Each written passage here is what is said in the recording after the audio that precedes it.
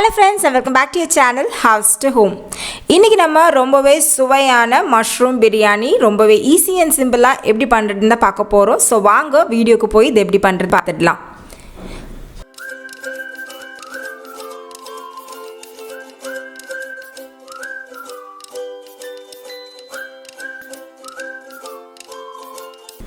So நான் காட்டுற இந்த வெர்ஷன் வந்து பிரஷர் குக்கர் வெர்ஷன். ஸோ ஒரு ப்ரெஷர் பேன் இல்லாட்டி ஒரு குக்கரை வந்து நல்லா ஹீட் பண்ணிக்கோங்க. ஹீட் ஆனதுக்கு அப்புறமா நம்ம இதில் வந்து எண்ணெய் சேர்த்துக்கலாம். ஒரு டேபிள் ஸ்பூன் குக்கிங் ஆயில் சேர்த்துக்கோங்க. இந்த எண்ணெயோடவே ஒரு டேபிள் ஸ்பூன் நெய் சேர்த்துக்கலாம்.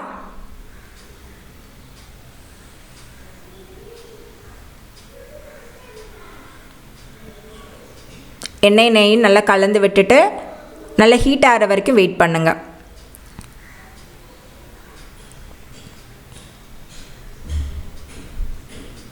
இப்போ எண்ணெய் சூடாயிடுச்சு. இதில் நம்ம ஹோல் ஸ்பைசஸ் எல்லாமே சேர்த்துக்க போகிறோம். ஒரு 2 பிரிஞ்சி இலையை நான் பிச்சு வச்சுருக்கிறேன், அதை சேர்த்துக்கிறேன். ஒரு துண்டு பட்டை, 2 ஏலக்காய், ஒரு 5லேருந்து 6 கிராம்பு சேர்த்துக்கலாம். 1 டீஸ்பூன் சோம்பு. இதெல்லாம் சேர்த்துட்டு இது பொரியிற வரைக்கும் வெயிட் பண்ணுங்க. எல்லாம் நல்லா பொரிஞ்சு வரட்டும்.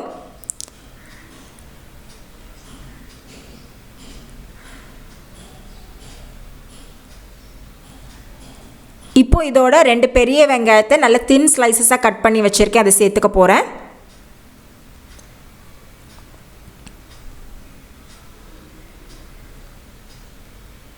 இந்த வெங்காயத்தோடையே ஒரு 3 பச்சை மிளகாய் காரத்துக்காக சேர்த்துக்கலாம். பச்சை மிளகாவை நான் வந்து பாதியாக கீறி வச்சுருக்கேன், அப்படியே சேர்த்துக்கிறேன்.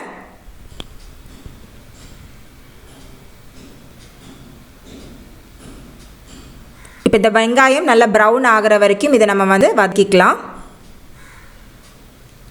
ஸோ வெங்காயம் இப்போ ஓரளவுக்கு நல்லா ப்ரௌன் ஆகிடுச்சு, எண்ணெய் நல்லா பிரிஞ்சு வந்துடுச்சு. இந்த ஸ்டேஜில் இதில் வந்து ஒரு 1.5 டேபிள் ஸ்பூன் இஞ்சி பூண்டு விழுது சேர்த்துக்கிறேன். இஞ்சி பூண்டு விழுது சேர்த்ததுக்கப்புறமா இதோட பச்சை வாசனை போய் நல்ல ஒரு மணம் வர வரைக்கும் நம்ம வந்து இதை வதக்கிக்கலாம். நம்ம ஒவ்வொரு பொருளும் சேர்க்குற போதும் எண்ணெய் பிரிஞ்சு வர வரைக்கும் வெயிட் பண்ணணும். இஞ்சி பூண்டு விழுது நல்லா குக் ஆகிட்டு இருக்குது.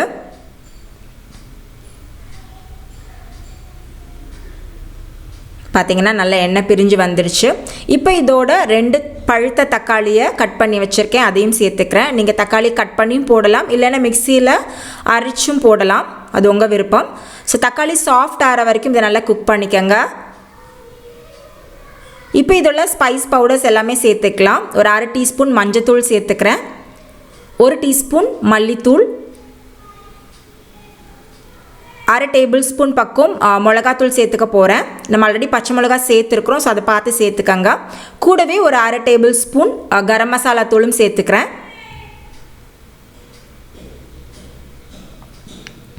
இதெல்லாம் சேர்த்து இந்த மசாலாவோட பச்சை வாசனை போகிற வரைக்கும் கிளறி விட்டுக்கங்க. இப்போ இதோட ஒரு பிடி நல்ல ஃபைனாக சாப் பண்ண ஃப்ரெஷ்ஷான கோரியாண்டர் லீவ்ஸ் சேர்த்துக்க போகிறேன். நீங்கள் விருப்பப்பட்டால் புதினாவும் சேர்த்துக்கலாம். கூடவே ஒரு 1/2 கப் அளவுக்கு கட்டி தயிர் சேர்த்துக்க போகிறேன். சேர்த்துட்டு சிம்மில் ஒரு நிமிஷம் இதை வந்து நல்லா கிளறி விட்டுடுங்க. இந்த மசாலா எல்லாம் சேர்ந்து நல்ல ஒரு கிரேவி கன்சிஸ்டன்சிக்கு வர வரைக்கும் நல்லா கலந்து விட்டுடுங்க.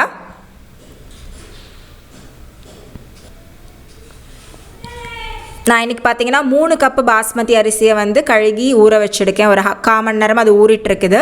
ஸோ மஷ்ரூம் பார்த்தீங்கன்னா 400 கிராம் மஷ்ரூம் வந்து நான் சேர்த்துக்க போகிறேன். ஸோ இந்த மாதிரி தான் கட் பண்ணி வச்சுருக்கிறேன். பெரிய மஷ்ரூமாக இருந்ததுன்னா ஒரு 4 பீஸாக கட் பண்ணிக்கோங்க, சின்னதாக இருந்ததுன்னா ஒரு 2 பீஸாக கட் பண்ணிக்கோங்க. ஸோ ரொம்ப சின்னதாக கட் பண்ணிங்கன்னாலும் அது இருக்கிற இடமே தெரியாமல் போயிடும். ஸோ மஷ்ரூம் சேர்த்ததுக்கு அப்புறமா இது நல்லா கலரி விட்டுக்கோங்க. ஒரு 2லேருந்து 3 நிமிஷம் ஹையில் வச்சு குக் பண்ணிங்கன்னா அந்த மஷ்ரூம்லேருந்து வெளியில் வர்ற தண்ணி கம்ப்ளீட்டாக வெளியில் வந்துடும். அந்த தண்ணியே வந்து மஷ்ரூம் குக் ஆகிறதுக்கு போதுமான அளவுக்கு இருக்கும்.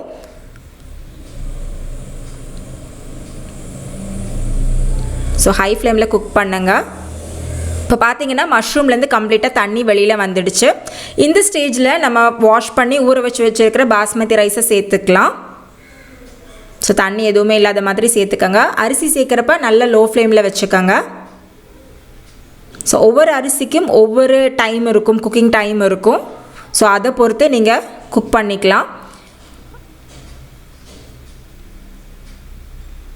அரிசி சேர்த்ததுக்கு அப்புறமா அதே லோ ஃப்ளேமில் வச்சு ஒரு நிமிஷம் இந்த மாதிரி மசாலாவோட ரைஸை வந்து நல்லா கிளறி விட்டுடுங்க. தேவைப்பட்டால் ஒரு டீஸ்பூன் நெய் சேர்த்துக்கங்க.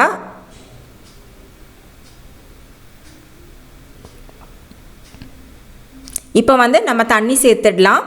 1 கப் அரிசிக்கு 1.5 கப் தண்ணி கரெக்டாக இருக்கும். நான் வந்து இன்றைக்கி 3 கப் அரிசி எடுத்ததுனால கரெக்டாக 4.5 கப் தண்ணி சேர்க்க போகிறேன். எந்த கப்பில் நம்ம அரிசி மெஷர் பண்ணமோ அதே கப்பில் தண்ணி சேர்த்துக்கங்க. ஸோ முன்ன சொன்ன மாதிரியே ஒவ்வொரு பிராண்ட் அரிசியும் அதோட குக்கிங் டைம் வந்து மாறும். நீங்கள் வந்து அதோட இதை பார்த்து படித்து பண்ணிக்கங்க. பட் ரெகுலராக இப்படி நீங்கள் பண்ணிங்கனாலே உங்களுக்கு கரெக்டாக தான் இருக்கும். ஸோ தண்ணி சேர்த்ததுக்கு அப்புறமா நல்ல ஹை ஃப்ளேமில் வச்சு இதை நல்லா தளன்னு கொதிக்க விடணும். மூடி எதுவும் போட வேண்டாம். உடனே நல்ல ஒரு தடவை கிளறி விட்டுக்கங்க.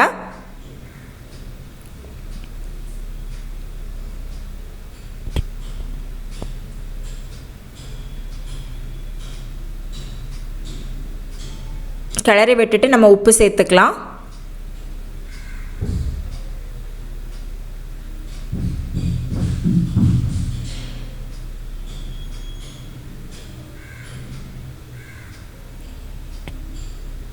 நல்ல தளன்னு கொதிச்சதுக்கு அப்புறம் தான் நம்ம வந்து லிட்டு போட்டு குக் பண்ணணும். ஸோ ஹை ஃப்ளேமில் வச்சு எவ்வளோ கொதிக்க விட முடியுமோ அவ்வளோ கொதிக்க விட்டுடுங்க. இப்போ பார்த்தீங்கன்னா நம்மளோட பிரியாணி நல்லா கொதிக்க ஆரம்பிச்சிருச்சு. நல்லா தளன்னு கொதிக்குது. இந்த டைமில் மறுபடியும் ஒரு தடவை நல்லா கிளறி விட்டுக்கங்க. கிளறி விட்டுட்டு எவ்வளோ சிம்மில் வைக்க முடியுமோ அவ்வளோ சிம்மில் வச்சுடுங்க. வச்சுட்டு நம்ம லிட் போட்டு குக் பண்ணிக்கலாம். ஸோ சிம்மில் வச்சுட்டேன். இப்போ வந்து மூடி போட்டு கரெக்டாக 12 நிமிஷம் 10லேருந்து 12 நிமிஷம் நம்ம வந்து லோ ஃப்ளேமில் குக் பண்ண போகிறோம். குக்கர் விசில் போட்டுக்கோங்க. விசில் வந்தாலும் சரி வரலைனாலும் சரி 10லேருந்து 12 நிமிஷம் போதும். இப்போ குக் ஆனதுக்கு அப்புறமா உங்ககிட்ட நான் காட்டுறேன்.